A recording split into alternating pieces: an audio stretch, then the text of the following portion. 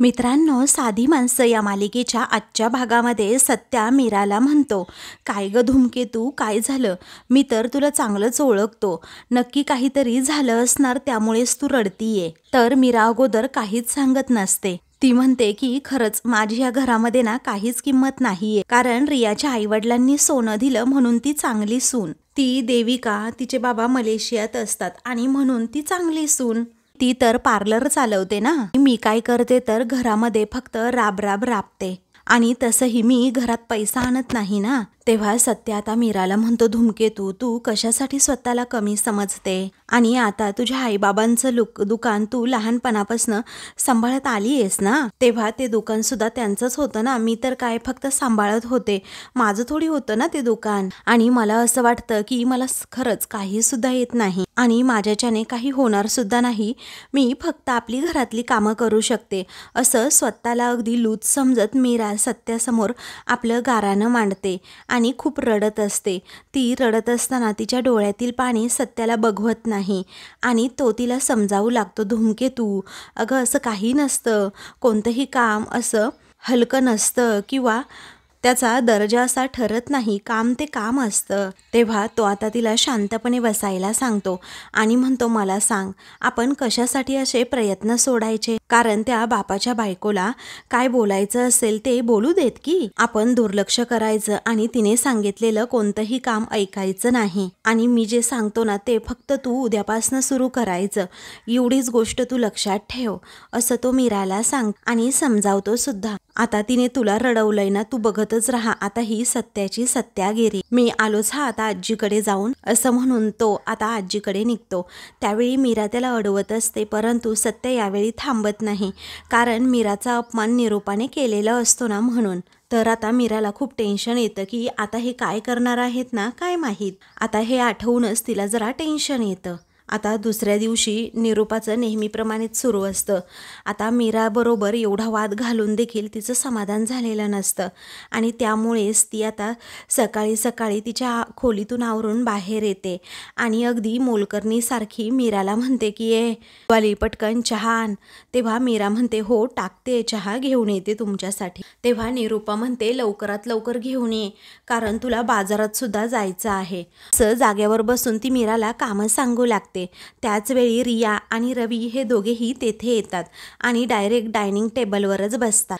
तेव्हा आता रिया, तुला काय हवंय पटकन सांग आणि बिंदास्त मागा तुला जे हवंय ते, असं आता निरूपा म्हणते. त्यावेळी आता रिया म्हणते, ॲक्च्युली मला ॲपल ज्यूसच हवाय. त्यावेळी मीराला लगेचच आता निरूपा कामं सांगू लागते की मीरा, ए मीरा ऐक जरा, असं म्हणून ती आता समोर पाहते तर सत्याच तिच्यासमोर उभा असतो. मग निरूपाची आता बोबडीच वळते, ती एकदम गप्प राहते.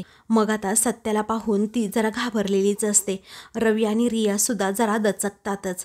मग आता तो म्हणतो, काय ए धूमकेतू, इथे टेबलावर हे सगळे बसलेत आणि तुला ऑर्डरी सोडतायत, हे काय हॉटेल आहे की काय? आणि मग तो म्हणतो, ज्याला कुणाला धूमकेतूच्या हातचं हवं असेल ना, त्याला धूमकेतूच्या सवडीनेच सगळं मिळणार आणि ज्याला घाई असेल ना ते स्वतःच्या हाताने घेईल आणि मग खाईल, असं आता सत्या सांगतो. त्यामुळे हे तिघेही गप्पच राहतात, तोंडातून एक शब्द देखील काढत नाही. तेवढ्यातच मीरा आता निरूपासाठी चहा घेऊन येते आणि काही म्हणत होतात का असं निरूपाला विचारते. त्यावेळी आता सत्याला घाबरूनच निरूपा म्हणते, काही नाही अगं, ते मला नाही, पण रियाला ना ॲपल ज्यूस हवा होता, असं निरूपा अगदी घाबरतच सांगते. तेव्हा सत्य म्हणतो, एवढंच ना, मग रियाला ज्यूस प्यायचाय, मग ती तिच्या हाताने बनवून घेईल, हो की नाही रिया? तेव्हा रिया आपली गप्प बसते. तेव्हा निरूपा सत्यासमोर घाबरत म्हणते, तिला येत नाही ना बनवायला, म्हणजे कधी केला नाही ना तिने, म्हणून मीराला सांगतोय. त्यावेळी सत्या म्हणतो, मग तू बनव रियासाठी ज्यूस. तेव्हा निरूपा आश्चर्याने विचारते, काय मी कसा ज्यूस बनवणार? सत्या म्हणतो, तू नाही तर मग कोण बनवणार? तू बनव, म्हणजे ती तुझं बघता बघता शिकेल. आणि तुलाही जर बनवता येत नसेल तर फोनमध्ये इंटरनेट असेल, मग त्यामध्ये रेसिपी बघून तू बनवायला शिक आणि मग तिला शिकव.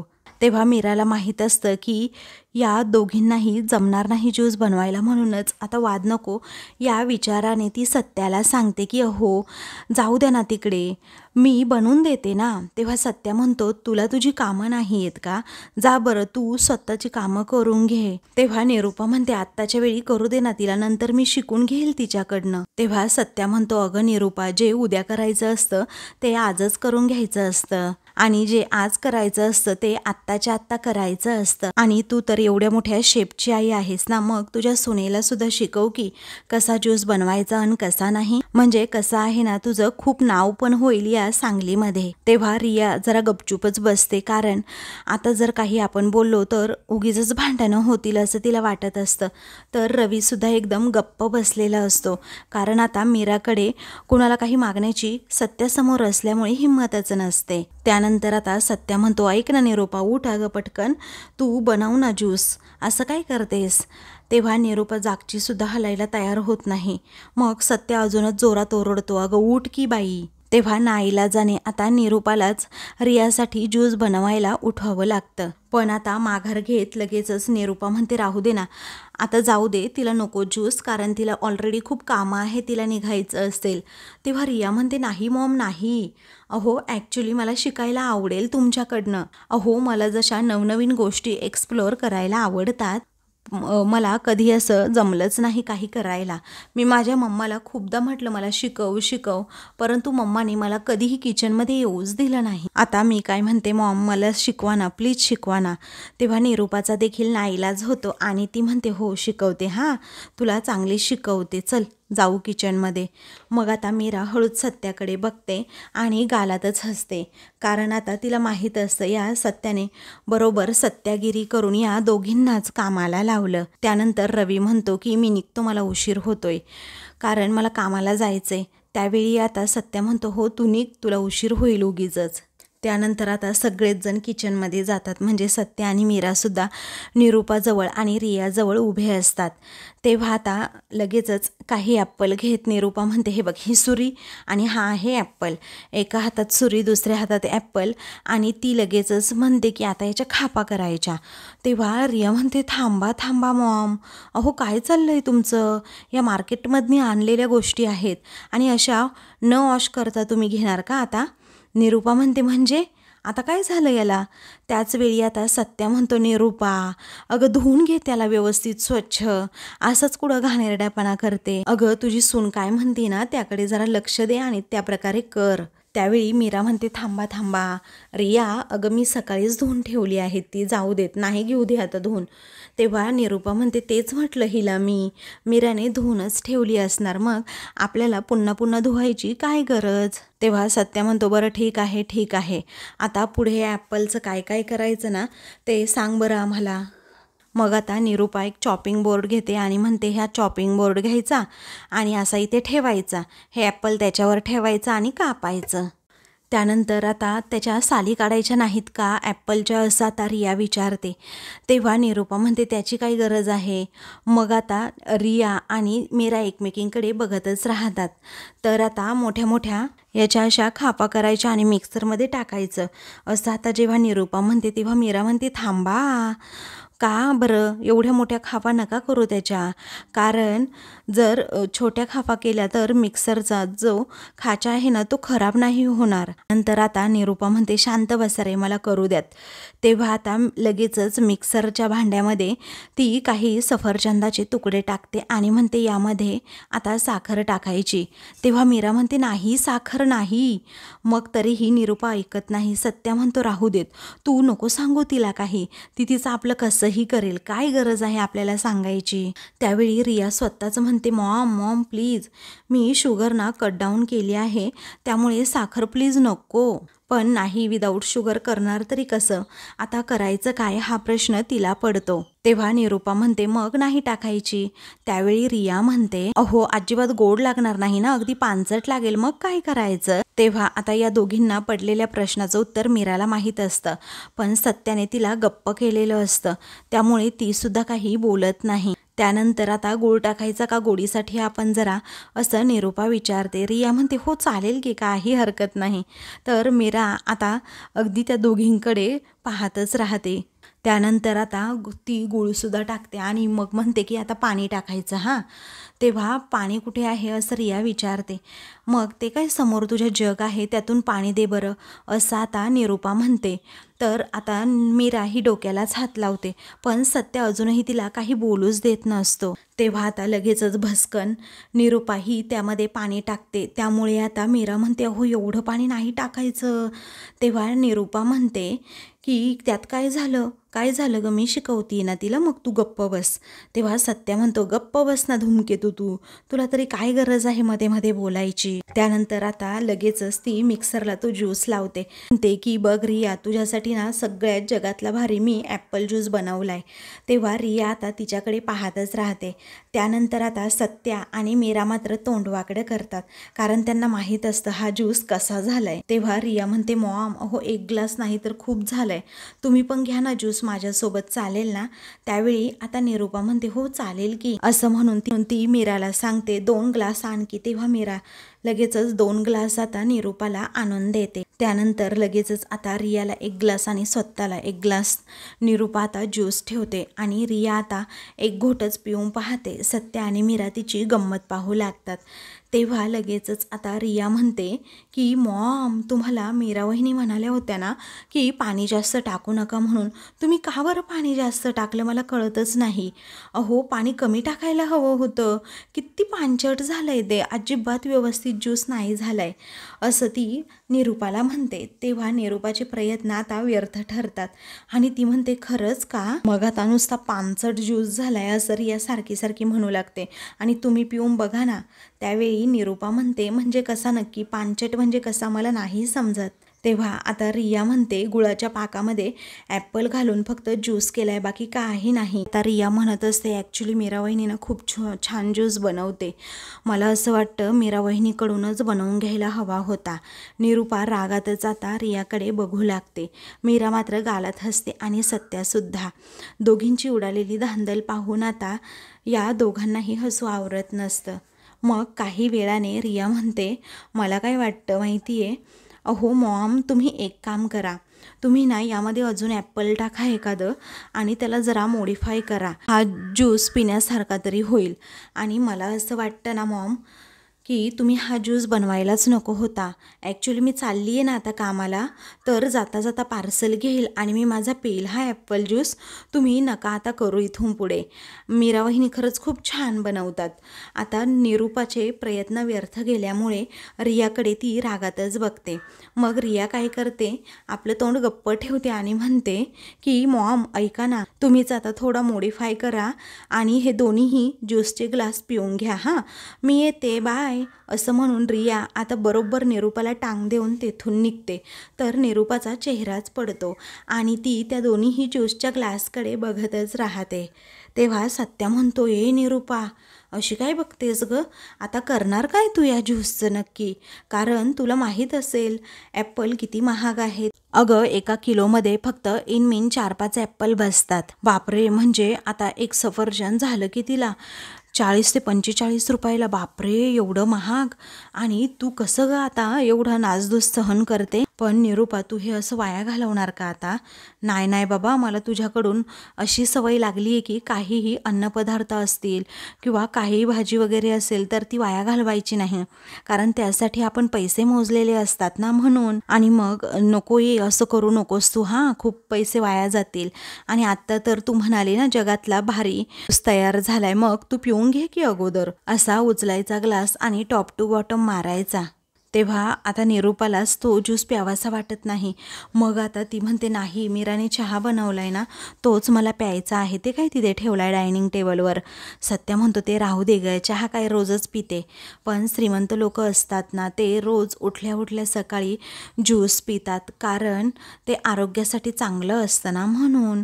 चहा काय रोजच घेतीये ना तू. आणि आता तू सुद्धा कशी श्रीमंत आहेस ना म्हटल्यानंतर तुला त्या लोकांसारखी तुझी जीवनशैली ठेवावीच लागेल, त्या लोकांसाठी सारखं वागावं लागेल. मग आता तो तिला तो ज्यूस प्यायलाच सांगतो. तेव्हा निरूपा पितच नाही. ते पाहून सत्या जोरात तिच्यावर ओरडतो, पी म्हणतोय ना तुला. तेव्हा निरूपा लगेचच तो ग्लास तोंडाला लावते. तेव्हा आता सत्याला घाबरून निरूपाही तो ज्यूस पित असते, परंतु तोंड वाकडं तिकडे करते. तेव्हा सत्याला ते पाहून मात्र आता खूपच आनंद होतो आणि तो अगदी मोठ्या मोठ्याने हसतच तिच्याकडे बघतो आणि मीराला विचारतो, पाहिलं कसं त्यांचा डाव त्यांच्यावरच पलटवला. आता तुलाही आवडली असेल ना ही सत्याची सत्यागिरी. तेव्हा मात्र मीरा आता गालातच हसते आणि मग त्यानंतर मार्केटमध्ये जाण्यासाठी ती एकटीच बाहेर पडते. तेव्हा बाहेर आल्यानंतर आता ताई असा आवाज तिला एका ठिकाणाहून येतो. तर तिथे मधू असते. मधू आणि लक्ष्मी या दोघीही आता मार्केटमध्येच आलेल्या असतात. त्या दोघींना असं अचानक भेटलेलं पाहून मीराला मात्र खूपच आनंद होतो आणि ती विचारते, तुम्ही दोघी कुठे चालल्या आहात?